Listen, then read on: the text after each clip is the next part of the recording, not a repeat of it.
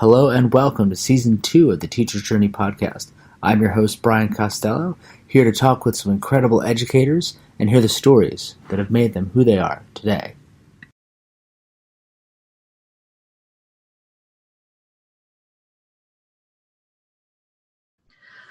Welcome back to the Teacher's Journey. I'm your host, Brian Costello, and I'm excited to have a very special guest tonight. For the first time on the podcast, I am interviewing somebody who is also being featured as a master teacher in the Teacher's Journey book. And I'm excited because while we aren't going to go too deep into Sarah's beginning of education story, you're more than welcome to read all about that in the Teacher's Journey.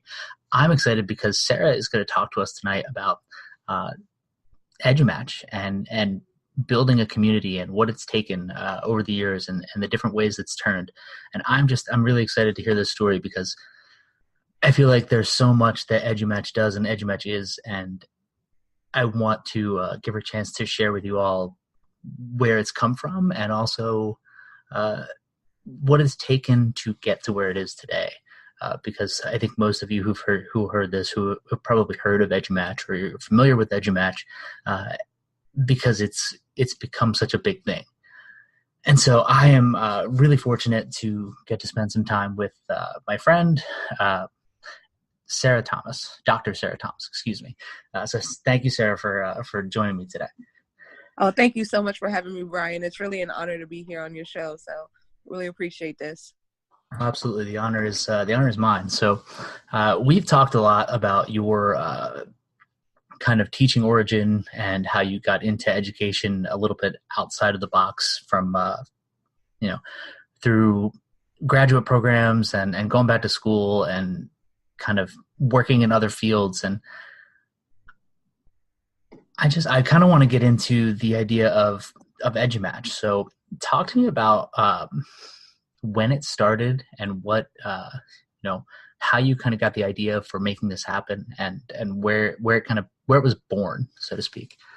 That's a good question. So it started September 26, 2014. I was on Voxer with a good friend of mine, Rafron Davis, and we were having a conversation. Former guest on the podcast, by the way. Yeah. Rafron's is amazing. And often in conversations with her, then, like she'll say something, I'm just like, oh, wow, that's really, really cool. So we were talking about gamification in math. And so I was just like, I had a conversation with my cousin like a month ago. He used to teach math in New York City. He used fantasy sports in his classroom.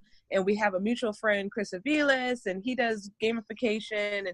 And wouldn't it be cool if there was something, saying, hey, person A, meet person B, meet person C, y'all are all about the same thing, so get together, talk about it, and whatever. So, I looked to see if there was something like that existed. And I went on Twitter. There's Twitter chats, there's Voxer groups, stuff like that are themed around a certain thing, but not something that's going to like make that introduction. So at that point, then I was just like, all right, let me see what happens. So I tweeted it out, the idea that I had to connect people, and then right away somebody from Australia was just like, oh, this sounds cool, let me try it. So I asked him about himself. He gave me the information, and over the period of 24 hours I just tweeted it out. And at the end of the day I asked him how did it go, and he just like, oh, I met all these people, you should keep this up. So I was like, cool. I was like, well, Franz, guess what? And so I told her, and she's just like, you know what, you need a website. And I was just like, you're right, I do. So I set it up, and Google form. By the end of the weekend, 10 people had signed up. And I mean, that form is still in place. And right now I think we're at like 1,200 people or something like that. So, people from all over the world have just like signed up, and that's where it got its origin. That's pretty crazy. So it's just kind of a random conversation with a friend, and you're like, yeah, it'd be fun. And you tried it out, and people jumped on it. And so when you first started that, you kind of got a surprise in terms of you had a lot of people who were really interested in jumping in on this, and it was kind of scaled itself up, I'd say, relatively quickly for a movement like this. So what was your response? Like, what was your feeling at first when you were just like, oh, wow, people actually want this. And this is a thing people could really use. Right. That totally blew my mind because at first I was treating it like a big joke. Um, it was Long like, walks on the beach and, right. Like candlelight dinners. Oh, exactly. and I like games and math. Right. It was kind of like one of those things because I used Google Drawings for the very first time, and I put like a heart and a lightning bolt together, and like that was like the first logo. People were like, what in the world is this crazy stuff? And I was just like, it's not a dating site, it's not what you think. And so that ambiguity kind of got people interested. Well, if it's not a dating site, then what exactly is it? And then I got to explain it, and they were just like, oh well, it sounds kind of cool. So folks started signing up, and then at first it was like it was people I had connected with in my PLN, and then they started telling their friends, and more people began to join, and then as people joined, they brought their ideas. Justin Schleider was one of the first people who signed up, and he was just like, you know what, you should do a Voxer group, because I had Because we previously were all done. Voxer crazy at the Yes, time. Yeah. we were.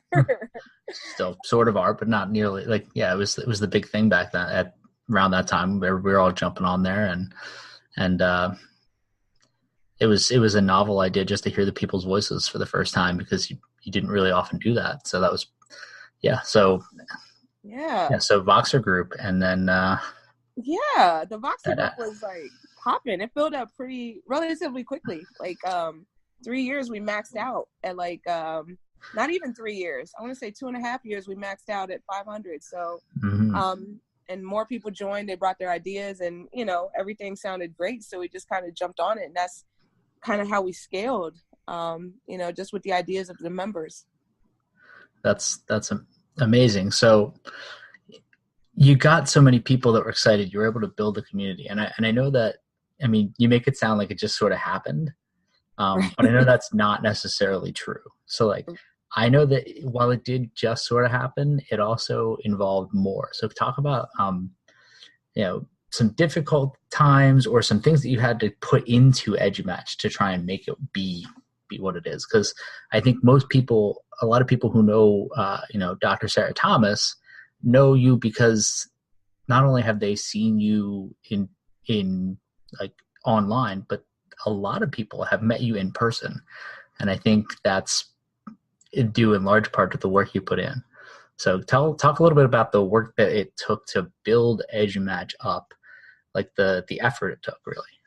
Okay, yeah. So there was a lot that went into it. So we were definitely able to scale because of everyone who joined and their great ideas. But there was some work that went on, behind the scenes, in terms of just like that very first Google form and tweeting stuff out. Like, it seems like that would be, relatively easy, but that took about maybe a good half hour a day to get all those tweets right. So that was something that you had to commit to. And also, like you said, the face-to-face connecting. So when I was in the doc program, I did something, I took a big risk with just kind of investing in myself. I'll put it that way. And we'll leave it at that. But no, Mm-hmm. that involved really like going all in to conferences and to presentations, and using some support that I'm now paying back to to get me to conferences. And people were just like, do you have a rich aunt or something? I was just like, yeah, Aunt Sally Mae. So but just kind of going around, going to different conferences, different events, just meeting the PLN face to face. And I mean, it's been so worth it. Like, looking back, everything has been worth it. There have been things that have come easy. There have been things that have been a little bit of a struggle, just like a family. There's times when we may not see eye to eye, but those are opportunities for growth, for people to express themselves and learn each other's perspective. So it's everything it's all been worth it and more. Absolutely, and I think I can speak for everybody who who engages actively with the Edumatch community, and that we are all grateful that you made that investment, because all of us have seen dividends from it. And I know that we've had these conversations, in smaller circles before, but uh, you know, I'm excited about the Edumatch mission, and once you kind of took it from this cool thing that you were doing to a real live organization, so to speak, where you went from being big to really scaling it up to becoming a thing. Like it's a real thing, and it's not going anywhere. And I think that that's really cool. So, when did you decide that what you had wasn't going to be enough, that you needed to scale this into a real a real nonprofit organization, as opposed to just this thing that you do? Yeah, that decision came pretty early on, in terms of just kind of separating it from my personal assets. So we actually started off as an LLC, and the bulk of Edumatch still operates that way, but we do have the nonprofit branch, like you just described. That came a little later, but there came a time, probably about a year in, where people were like, "Oh, this is so cool. I'm going to tell my friend to start an Edumatch where they live." And I was just like, "Whoa, wait a minute." Like, They don't have to start a new one over there. This one's everywhere.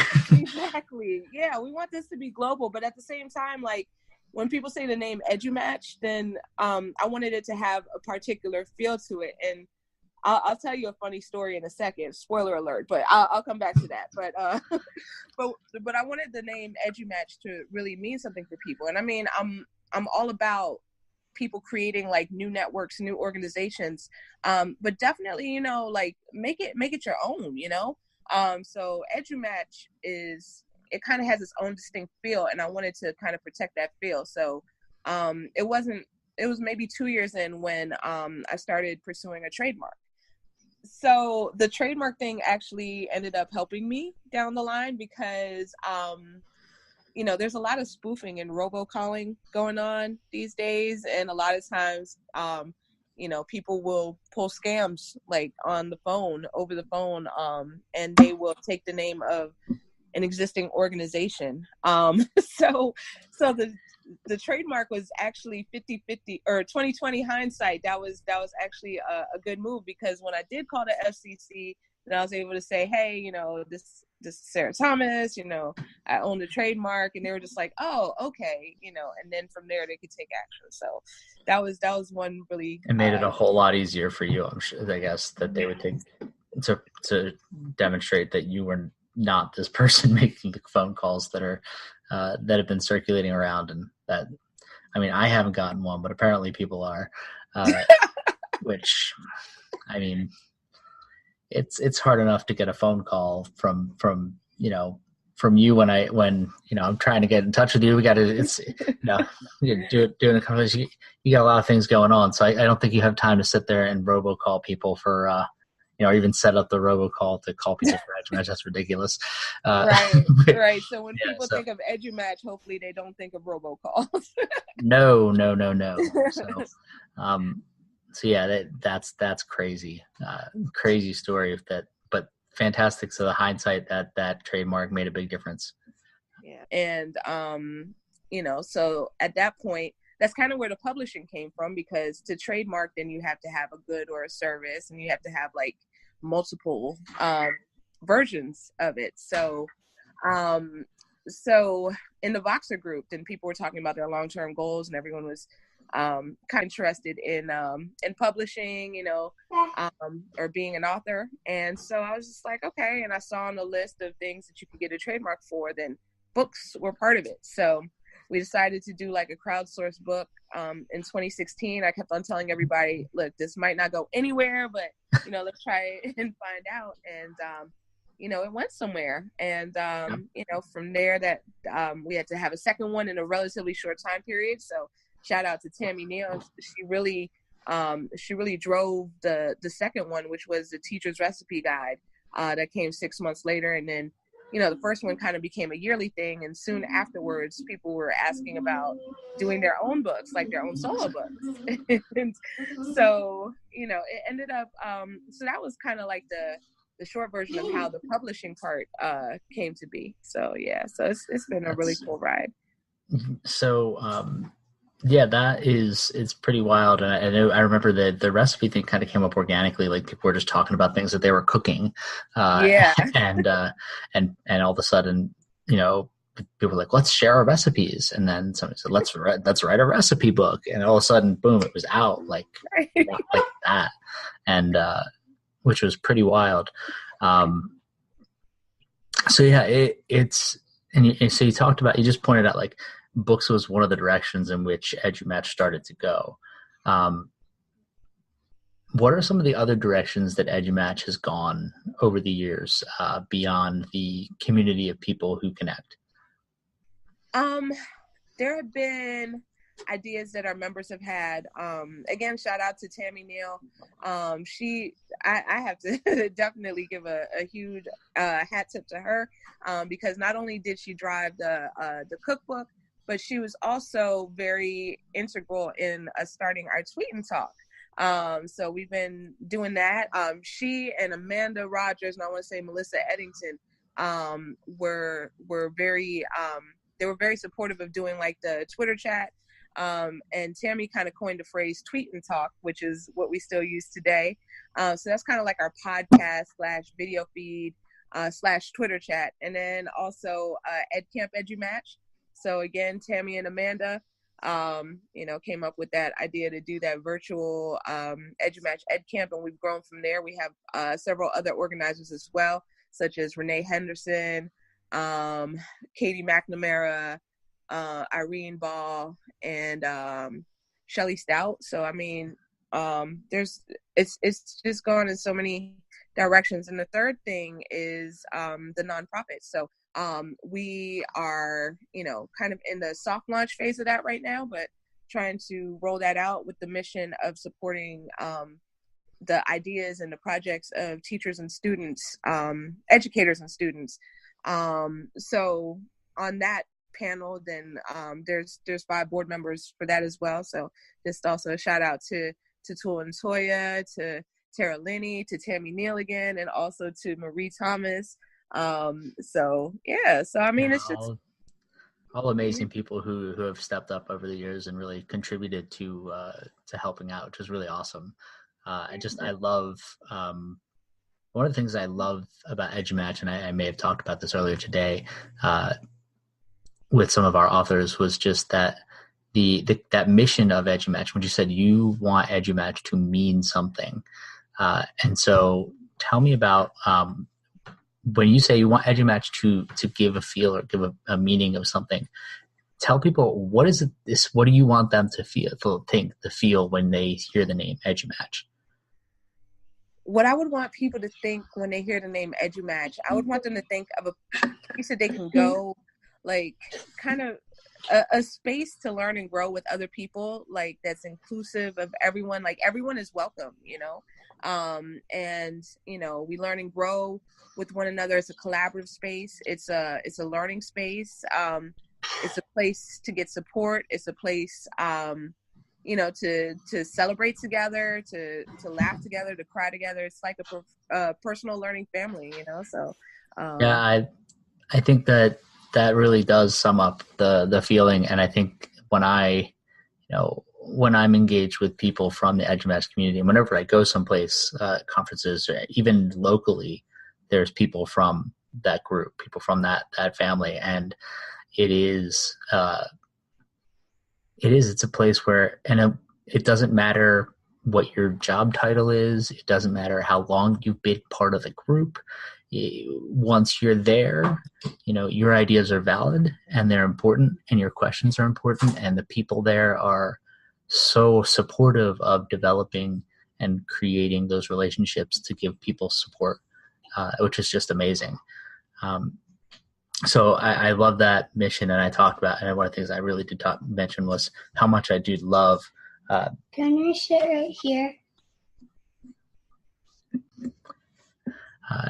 And so that community, the Edumatch community, which has been growing over the past 5 years, which has seen so many different avenues for growth.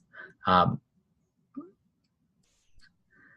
Talk about you talked about the decision to get into publishing a little bit. Talk about what your hope is for being able to publish and create with Edumatch books.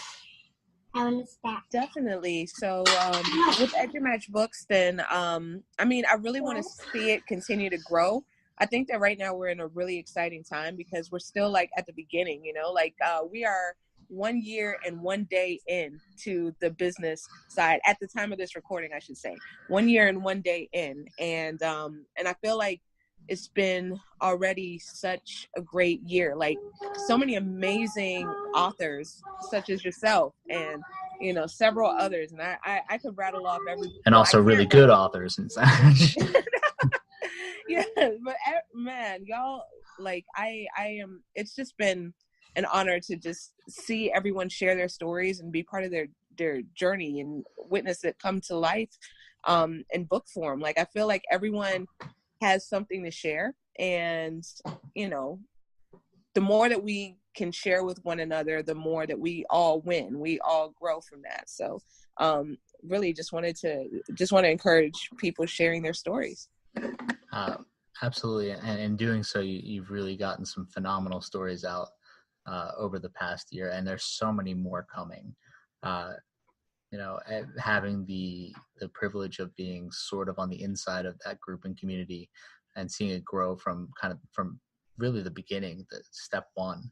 I feel really fortunate to have seen all that and been a part of it, but also to see what's coming next is so exciting. I have had the chance to read a couple of books that'll be coming out in the next few months, and to see also the excitement when, as of today in this recording, and this will be out, in a couple of days, probably the beginning of the following week. So Edumatch books will be 1 year and 1 week old. But to see the things that are coming out and to see the educators who have that vision, see it coming to fruition, to be able to physically hold the copy of their own book, their own story in their hands. Like I said, and I mentioned it today to Rochelle Dene Poth, whose book will be coming out soon, is it's such a special feeling, and there's not much that you can't really describe it other than it's special because you put so much into this, and it comes back to you, and before anybody else gets to hold it and to dig into it, you get a chance to kind of breathe in the work that goes into putting together a book, which is really awesome, and it's fun to be able to see that. But for people who don't see that on the outside, there's some really magical stuff coming down the pipeline. Really, really great ideas getting thrown around. Really great educators who are developing their own stories and getting ready to share them with you all. So it's going to be an exciting year for sure. And so I do want to get into this. Is kind of where I want to take this is to finish off with kind of your vision, your dream for what Edumatch will become. So it's almost been September will be 5 years for Edumatch. So in 5 years it's grown and changed and developed in so many different ways. So thinking 5 years out from now, and that might be impossibly hard to figure out, but where do you see Edumatch going next? Like, where is it going to go? What's the future for this organization, this group, the professional learning family, as you put it? What would your hope be for the future? My hope would be that we continue to pivot and just where there's a need, that's where I want us to go. And I feel like where there's opportunities, that's where I want us to go to. I know that one thing I'm very excited about is that we've started with the videos.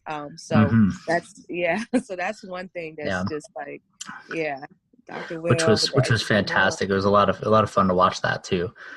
Really enjoyed that. I'm gonna be writing about that. Told Dr. Will I'm gonna be writing about that soon. But I really want to sit down and watch it again and really dig into really do a deep dig into some of the things that people are sharing, because he's got some really great edupreneurs on there, some people who have been in the business of education, going around the country and doing a lot of good work in trying to help further education's cause. But he gets them to talk about things that you don't think about, and it's really really interesting. So,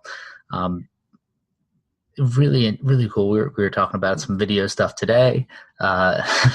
That might never happen, but it was a pretty fun conversation. Um, but yeah, so I like the idea of Edumatch getting videos. It's an area that not that many people are really into right now in education, Right. especially Yeah. not from an educator perspective. Yeah. Educators making videos and movies for educators Right. is a whole new thing, I think, really. So that's really exciting. So Yeah. I love what you said about just wherever there's a need, wherever there's an opportunity to further that mission of, bringing people together, is fantastic. So, all right. So I'm going to end with one last question. All right. So this question is, for people who, and I know you actually talk about this.